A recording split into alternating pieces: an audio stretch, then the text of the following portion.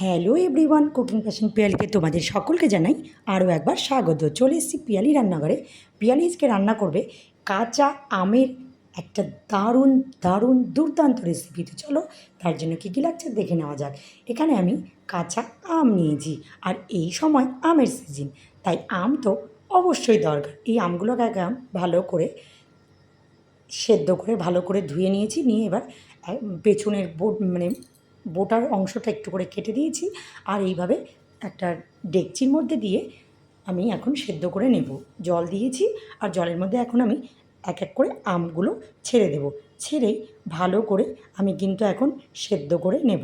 এটা কিন্তু তোমরা চাইলে চোচা আমের যে খোসাটা আছে সেটা ছুলেও তোমরা সেদ্ধ করে নিতে পারো। আমি কিন্তু খোসা শুদ্ধই সেদ্ধ করছি। তো সেই জন্য দেখো তোমার সেদ্ধ কিন্তু আমার হয়েও গেছে। খুব একটা বেশি সেদ্ধ করার সেদ্ধ করতে লাগে না। এই দেখো, মোটামুটি হাত দিয়ে দেখলেই বোঝা যায় যে কতটা পরিমাণ সেদ্ধ হয়েছে। সেটা কিন্তু মিনিট 10 মতো ফুটে উঠলেই আমটা পরিপূর্ণভাবে সেদ্ধ হয়ে যায়। এবার এক এক করে আমগুলো তুলে নেব। তুলে নিয়ে কিছুক্ষণ ঠান্ডা হওয়ার জন্য রেখে দেব। আম পুরোপুরি ঠান্ডা হয়ে গেছে। এবার আমি এক এক করে প্রত্যেকটা আমের খোসাগুলো ঠিক এইভাবে ছুলে নেব। আর এইভাবে আমের খোসাগুলো ছাড়ালে খুব সুন্দরভাবে কিন্তু উঠে আসে আমটা।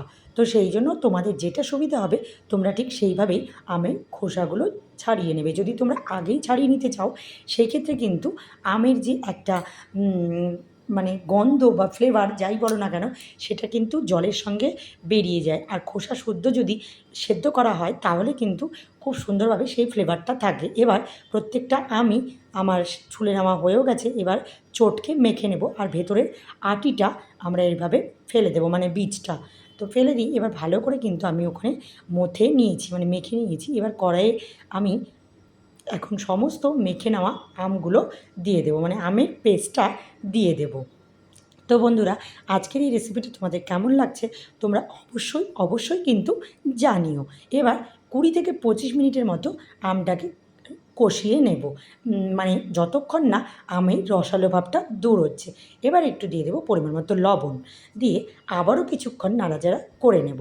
আর লবণটা একটু বেশিই দিতে হবে, তাহলে বেশ খাট্টা খাট্টা একটা ভাব হবে। আর দিয়ে দেবো এখানে আমি চিনি, সেটা আমি 1 বাটি দিয়েছি। তোমরা কিন্তু নিজেদের পরিমাণ অনুযায়ী চিনিটা কম বেশি করতেই পারো। আমি খুব একটা বেশি চিনি দিইনি। তোমরা যদি বেশি মিষ্টি খাও তাহলে কিন্তু বেশি পরিমাণে চিনি দিতে হবে। তো দেখো, আরও কিছুটা রান্না করা আমার আমটা হয়ে গেছে।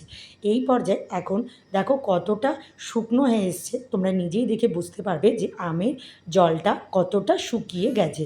এই পর্যায়ে এখন দিয়ে দেবো 2 থেকে 3 ফোঁটা ফুড কালার। আমি এখানে জাস্ট হালকা একটু ফুড কালার দিয়েছি। তোমরা কিন্তু চাইলে ফুড কালার না দিতেও পারো। যদি তোমরা মনে করো হাতের কাছে ফুড কালারটা নেই, তাহলে না দিলেও হবে। আমি এখানে ফুড কালার দিয়ে দিলাম, আর এখানে দিয়ে দিলাম চিলি ফ্লেক্স। দিয়ে আমি আবারও 10 মিনিটের মতো নাড়াচাড়া করে নিয়েছি। আমার 10 মিনিট নাড়াচাড়া করা হয়ে গেছে, আমি এখন একদম পরিপূর্ণ রেডি। এবার আমি নামিয়ে নিয়েছি। অন্যদিকে এরকম একটা থালা নিয়েছি, আর থালার উপরে সর্ষের তেল দিয়ে দেব। দিয়ে এখন ভালো করে থালার চারিদিকটা সর্ষের তেলটা মাখিয়ে নেব। আর মাখিয়ে নিয়ে, আর এই তেলটা কিন্তু ভালো করেই মাখিয়ে নিতে হবে। আর মাখিয়ে নিয়ে এবার যে আমের গাঁতটা আমি তৈরি করেছিলাম সেইটা এখন আমি এইখানে দিয়ে দেবো। আমি 2টো থালায় 2ভাবে দেবো, আমার 2টো থালার জন্যই হবে। এবার সুন্দর করে খুন্তি দিয়ে আমি এটা গোটা থালাটা ছড়িয়ে দেব। আর এটা পাতলাটাও তোমরা তোমাদের নিজেদের মতো খুশি মতো করবে। তোমরা যদি খুব পাতলা করতে চাও তাহলে খুব পাতলাও করতে পারো, আবার যদি মনে করো একটু মোটা রাখবে তাহলে একটু মোটাও রাখতে পারো। তো সেটা সম্পূর্ণ তোমাদের ব্যক্তিগত ব্যাপার। তো দেখো, আমার কিন্তু খুব সুন্দর খুন্তি দিয়ে ঠিক সমান করে আমার এইভাবে বিছিয়ে দেওয়া হয়ে গেছে। এবার চলো এটা এখন রোদ্দুরে দিয়ে দেবো।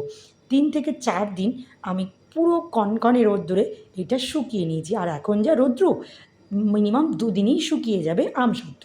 দেখো শুকানোর পরে কতটা সুন্দর হয়েছে। ওফ, অসাধারণ!